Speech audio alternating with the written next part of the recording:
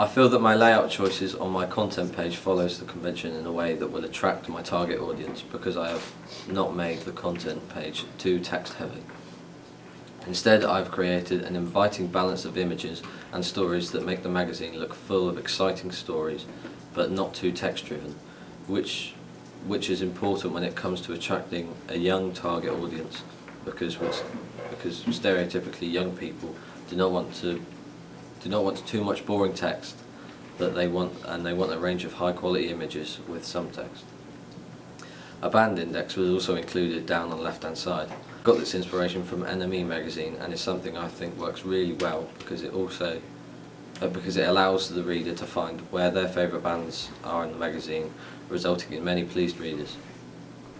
I also think that I have made my layout practical because it is easy to see the page numbers and the stories which are important.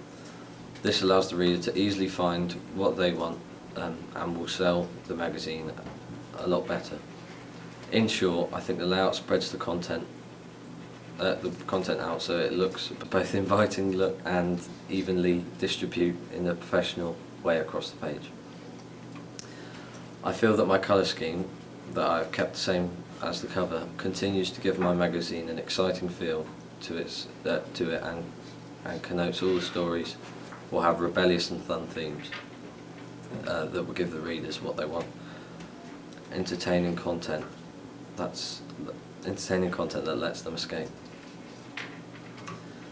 In the contents, I've plastered the whole page with the names of real bands and tried to emulate a couple of these famous artists with the pictures I've used, which I took first hand at a photo shoot, which was a fun new experience.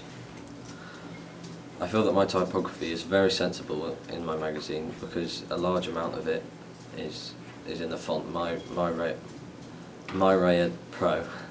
It's sensible because NME and Q use the font, so I would be silly to ignore it, and if I did, I would be taking a big risk and the audience may not like my pages. I feel that my page numbers support typical convention as they follow colour schemes, which most magazines tend to do with their page numbers. By following this convention, my reader will feel that there is a solid colour scheme and method about how the magazine is produced and published, which reassures them of the quality will be high enough to represent their needs. For my double page spread, I had an idea of a top 10 indie songs of all time. So I included this idea in my SurveyMonkey to see if my target audience would like it too, and they did. I was really happy when I saw that they liked the idea of the top 10 list because it was something that I was looking forward to making, and as it turned out I really enjoyed my time making it because indie music is something that I love. My article title is eye-catchy and catchy because I have used a typography style that looks professional and effective, and because it reads iVibes top 10 indie songs of all time. This represents and attracts the target audience because people will want to read and see what the magazine has rated their #1 song and see if they agree with the statement. I feel that this top 10 list can be very interactive with readers because it's all about opinion. I think the layout complements the topic, follows conventions and will attract the target audience because it has a visual impact, because the main image on my article is from a proper photo shoot and has an element of seriousness about it. My magazine is purposefully placed on the whole page on the left hand side, and it stands out and it shows off the clarity of the image. I also feel it links back to them being the band who have claimed the #1 spot on the list. My colour palette follows the house style I have been creating and follows existing conventions of Real Music magazine double page spreads because I've used yellow, black and white. Throughout, as you can see, I've gone with this style as it highlights that it is indie and edgy, which is the whole idea behind the magazine. Indie magazines such as Kerrang use a similar style and theme, which is very effective and attracts audiences, that are looking for these particular features. I felt by continuing this style I would attract a similar audience. I have also put page numbers near the bottom corners of my double page spread that correspond to the number displayed on the content page. This gives my magazine further consistency, shows I am aware of conventions, and shows I have not missed out any details off in my quest to make my double page spread look professional for my target audience. I feel that my magazine can be linked to a number of theories relating to youth, gender, representation and stereotyping. I feel that most of my media language is geared around representing youth.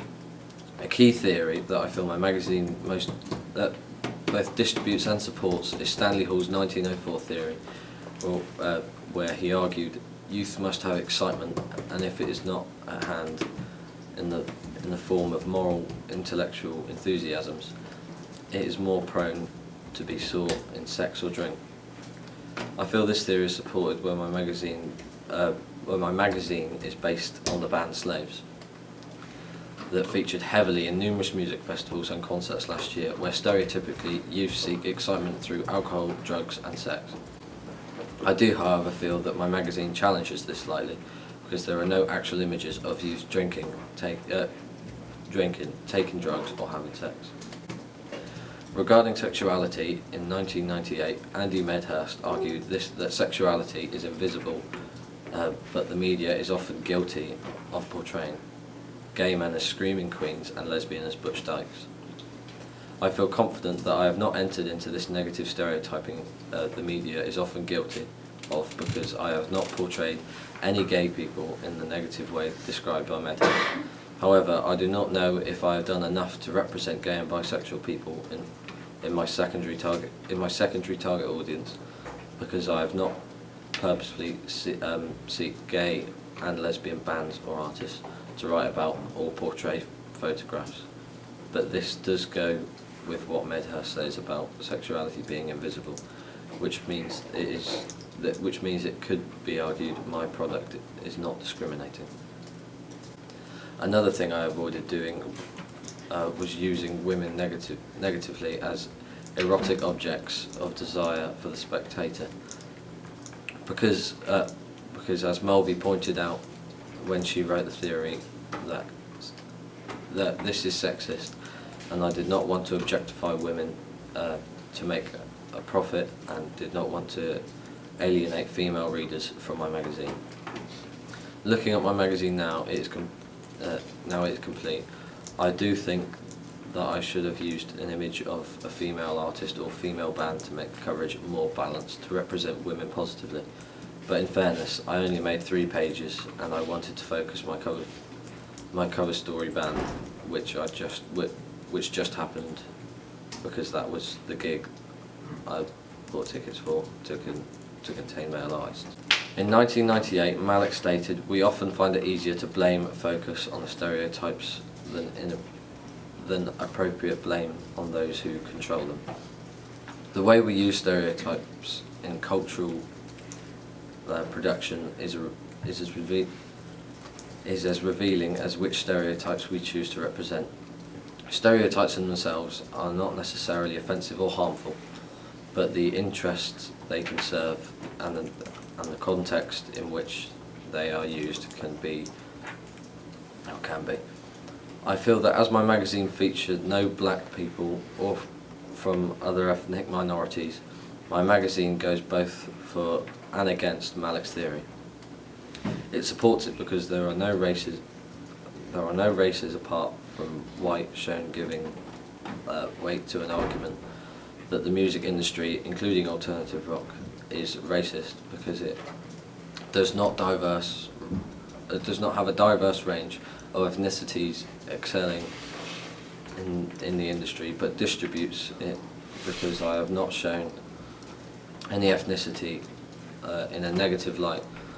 Ideally, I would have liked to have been able to feature some artists of different races on my contents page to represent people in my secondary target audience, but due to the lack of diversity in this genre, I did not have any images I could use.